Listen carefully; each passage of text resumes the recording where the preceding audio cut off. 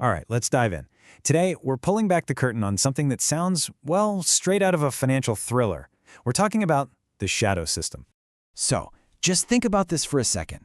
What if there was this huge parallel banking system?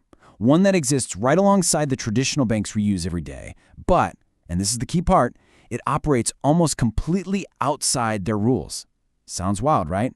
Well, this isn't some hypothetical. It's very real, and it's what we're getting into today. Okay, so what in the world is this thing? It's got a name, and honestly, the name is perfect. Shadow banking. And as dramatic as that might sound, you're about to see just how accurate it is. So when you boil it all down, shadow banking is basically all the financial stuff, the lending, the borrowing, the trading that happens completely outside of the normal regulated banking world. A good way to think about it is like it's the financial system's massive, kind of rebellious, unregulated sibling. And believe me, the differences are night and day. On one side, you've got your traditional banks, right? The ones we all know. They're heavily regulated, your deposits are insured, they're meant to be this stable bedrock. But then, you have this shadow banking world, and it's really defined by everything it doesn't have. We're talking way less regulation, pretty much no safety nets like deposit insurance, and a much bigger focus on super complex, high-risk deals. It's that lack of oversight, that ability to operate in the dark, that's exactly why they call it the shadow system. So who's actually playing in this sandbox? Well, we're talking about some heavy hitters. You've got hedge funds making these incredibly complex trades. You have money market funds, which, by the way, a lot of us might have our own money in without even realizing it. And then there's this whole universe of other non-bank institutions that are just pumping credit and capital into the system, all from outside the traditional walls. And look, I really need to stress this. We are not talking about some tiny niche corner of the financial world. Not even close. The sheer scale of this thing, it's absolutely staggering. Okay, get ready for this number.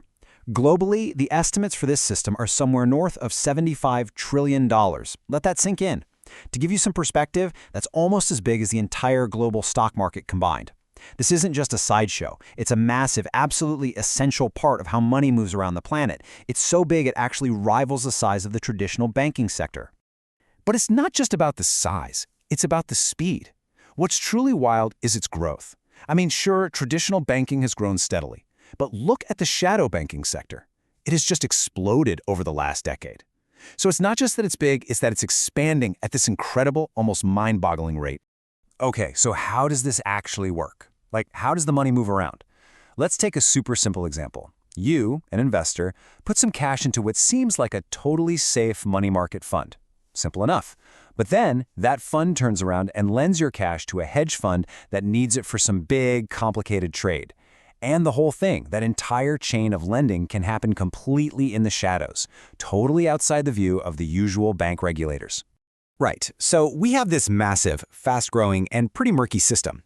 It probably won't surprise you to hear that this whole setup comes with some serious dangers. And this, folks, is where things get really, really serious. Let's talk about the risks hidden in the shadows. And there are three big ones, and they're all connected. First, and this is the obvious one, the lack of regulation. Fewer rules, less oversight, you get the picture. Second, because of that, you get something called hidden leverage. That's just a fancy way of saying these firms can borrow and bet with way more money than they actually have, and it's almost impossible for anyone on the outside to see how much. And third, all of this creates huge liquidity risks. That's the terrifying idea that in a crisis, all the cash just disappears. It freezes up. And when that happens, the entire system can grind to a halt. And that's really the heart of the matter. The real danger here isn't that just one of these firms might go bust. Who cares, right? No, the true risk is hidden in the connections, in this incredibly tangled web that links every one of these shadow players to each other and to the entire global financial system. So, you want to know how it can all go wrong? Here's the playbook for a domino effect. It all starts with just one big player in the shadow system getting into trouble. They have to sell their assets, and they have to do it fast to cover their bets. Well, what happens when you sell a ton of something all at once? The price crashes. And suddenly every other firm out there, even the big traditional banks that holds those same assets, starts losing a ton of money. Panic starts to spread like wildfire. And just like that, the credit that our entire economy runs on can freeze solid. This isn't just some scary story, by the way. This is pretty much a key part of what went down in the 2008 financial crisis. So what's the big takeaway here? What does all this mean for how we should think about finance? Well, it really comes down to a fundamental shift in how you see the financial world. And here it is, the key thing to remember. The banks you see on the corner, the ones with the familiar logos, they're just the tip of the iceberg.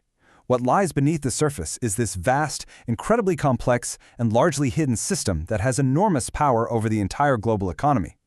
If you really want to understand where the next big financial risk, or maybe even the next big opportunity, is going to come from, you have to understand this shadow system. It really leaves you with a big question, doesn't it? In a system this huge, this complicated, and this opaque, who's really pulling the strings?